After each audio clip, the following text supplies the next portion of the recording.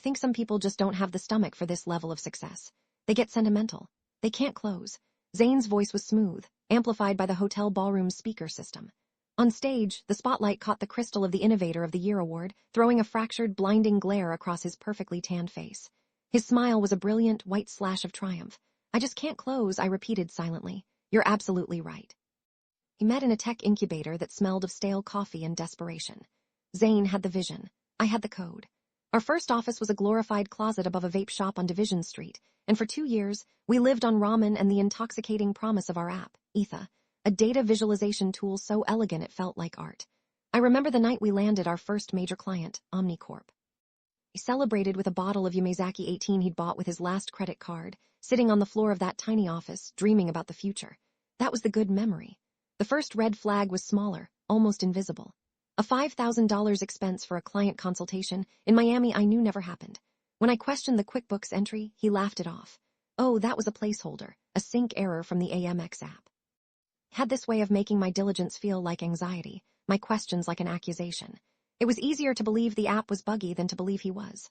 The next 18 months were a blur of success. Etha took off. We moved into a glass-walled office in the West Loop with a view of the river. We were featured in Wired.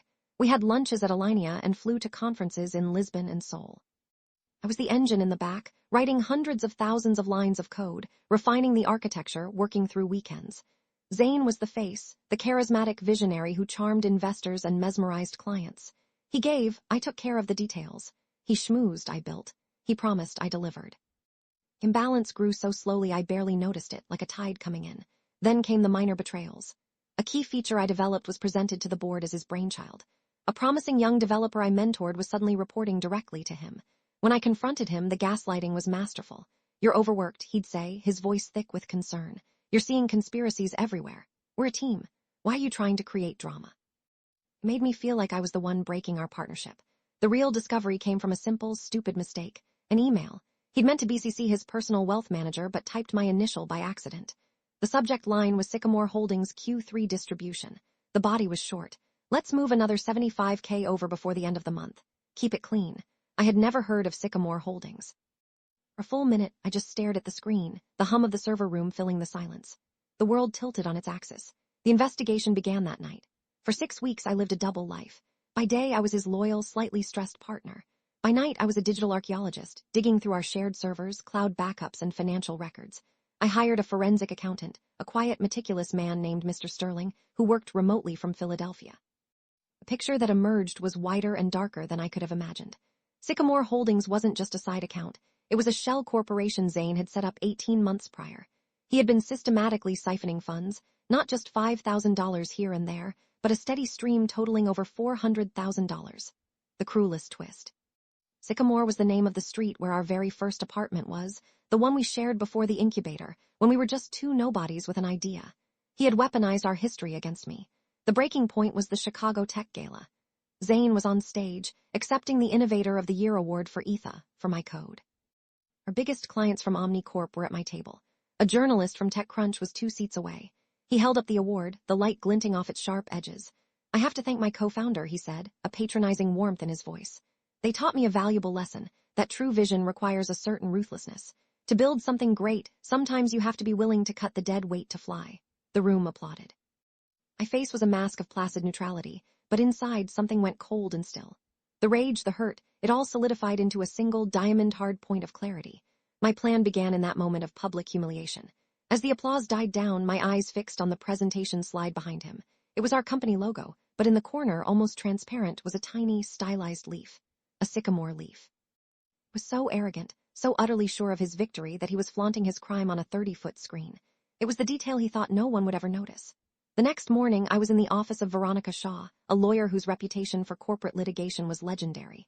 She listened without interruption, her expression unreadable. When I finished, she steepled her fingers.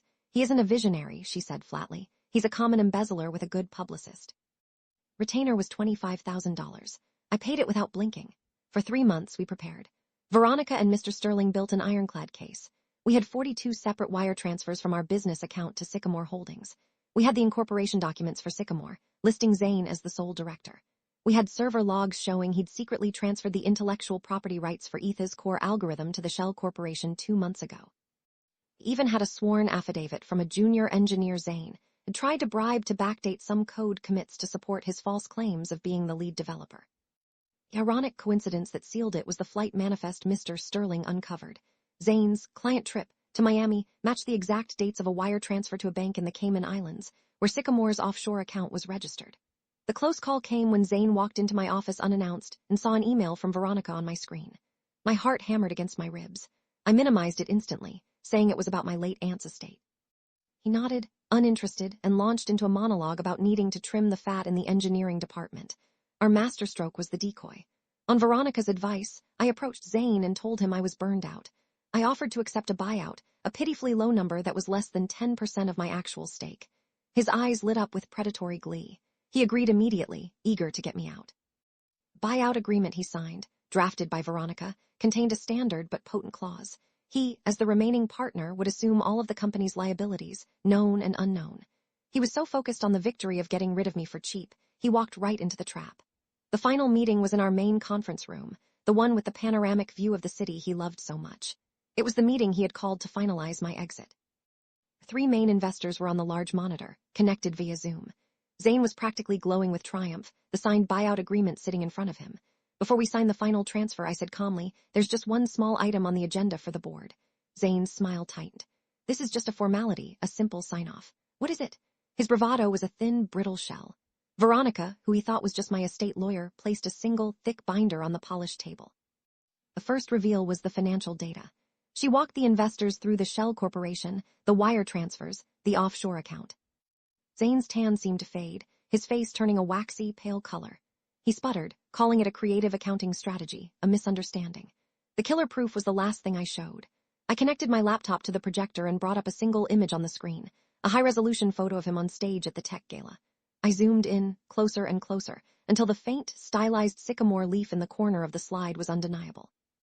"We're so proud of your secret, Zane, that you put it on a 30-foot screen for the whole world to see." The investors on the Zoom call were dead silent.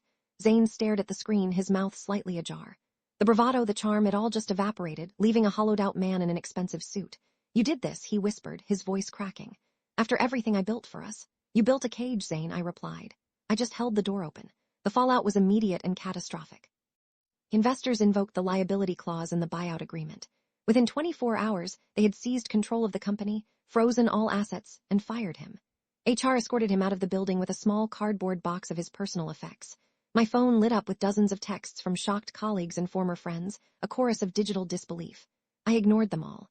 The SEC launched an investigation a week later. Final judgment from the civil suit forced him to liquidate everything to pay back the $1.2 million he had stolen, plus damages. I saw him once about 6 months later.